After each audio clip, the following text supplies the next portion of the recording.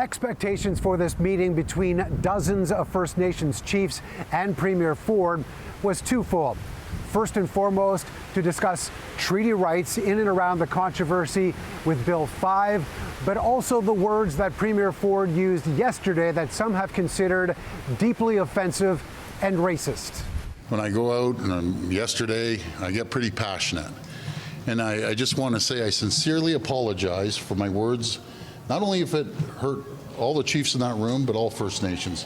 While it wasn't meant to be the focus of the meeting, Ford's very public words about Indigenous communities coming hat in hand to the government were front and center behind closed doors. The chief of the Anishinabek Nation, standing next to Ford at the mic afterward, acknowledged what he had to say today and accepted. While there are many other rights holders in this province, our chiefs felt today that the apology was sincere. On the agenda, a chance to simply hear one another out in the wake of protests and a war of words with other First Nations on Bill 5.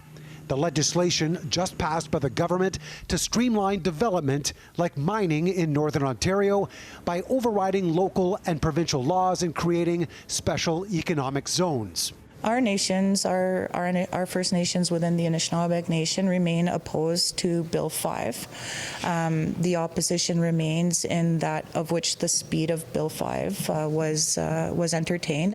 A feeling echoed by NDP MPP Saul Mamakwa, who was not involved in the meeting. He's very misguided, misinformed, or not even informed about, that we're supposed to share the benefits of the lands that we live in. And, I think that's important. The chief did not want to go into any further detail about what was discussed out of respect for those who couldn't attend, but emphasized that they were at the table as treaty partners and wanted to be respected as such. I'll always respect treaty rights, and I'll always respect duty to consult, because without First Nations, we can't get the critical minerals out of the ground. We can't have the energy that we need, that the whole world wants. Ford indicating that he actually plans on visiting some First Nations communities, although he offered no timeline at this point, keeping in mind that today's meeting was actually with a select group of Indigenous leaders, and he has yet to engage with others. Mark McAllister, City News.